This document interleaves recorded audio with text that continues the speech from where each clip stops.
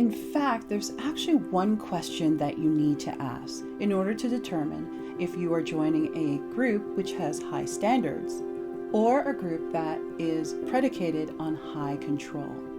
And this is the question to ask.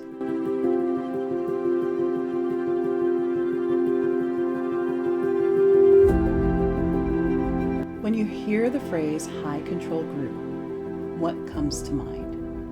Is it a cult such as Jonestown, Branch Davidians, or NXIVM? Is it a religion? And you can name several that come to mind.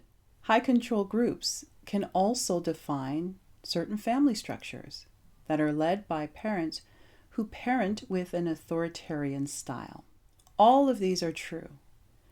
Any grouping that requires manipulative tactics in order to exert control over its members, whether those members be family or people that you work with in the workplace or people that you worship with in a religion, these are all examples of high control groups. Not only do high control groups exert control, but they also isolate its members. They demand loyalty and obedience, and there's often an exploitative nature to the things that they do. They either exploit your money, your labor, or some other aspect of your body or resources. Now, not every group that demands a high level of commitment can be considered a high control group. There are some groups that can be considered a high standard group, where they require a certain threshold to meet in order to become a member. For example, there are some organizations where to become a member, you have to have a certain income.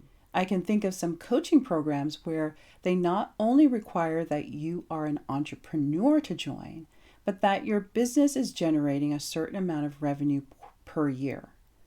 That is considered a high standard group. They have a standard that you need to achieve and reach in order to become a member. So that differs from a high control group, which demands your loyalty and fidelity and removes all aspects of your independence. So you can try to remember all the traits of a high control group in order to protect yourself from joining one. In fact, there's actually one question that you need to ask in order to determine if you are joining a group which has high standards or a group that is predicated on high control. And this is the question to ask. Do I have choice? Are my choices respected? If you are able to have the choice whether to participate or not, and you are still allowed to be a member in that group without any penalty or punishment, chances are you are in a high standard group.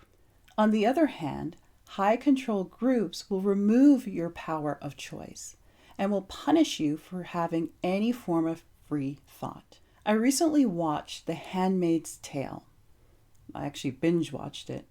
I'm not sure if it was a good idea to binge watch the series. However, the writing and the acting was so good that I couldn't resist.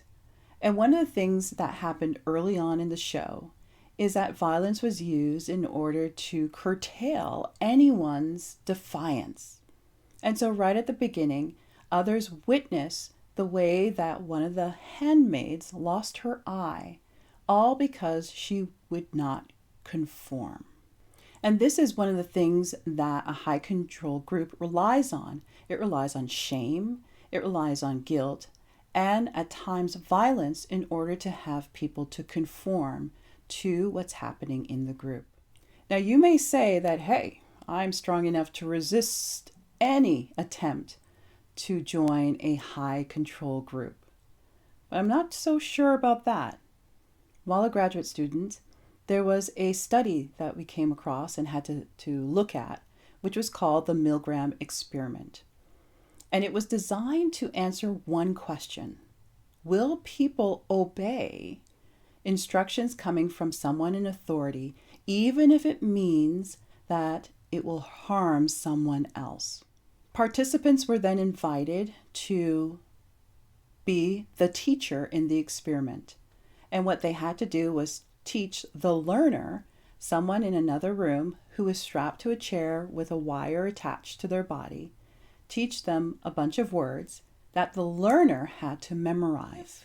During the reciting back of that list, the learner missed any of the words, the teacher had to employ a shock. Every time they missed the word, the shock would increase.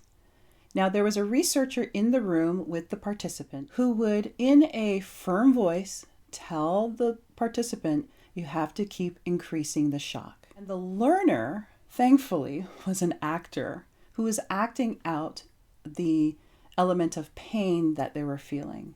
So the shock wasn't real, but the participant did not know this.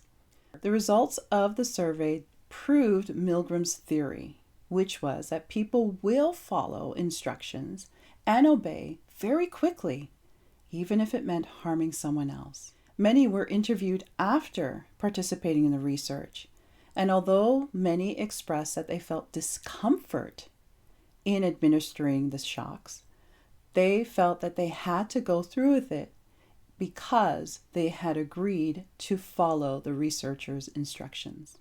One of the things that you can do is, instead of being adamant that you would never join such a group, inquire within about the ways in which you might be led to do so.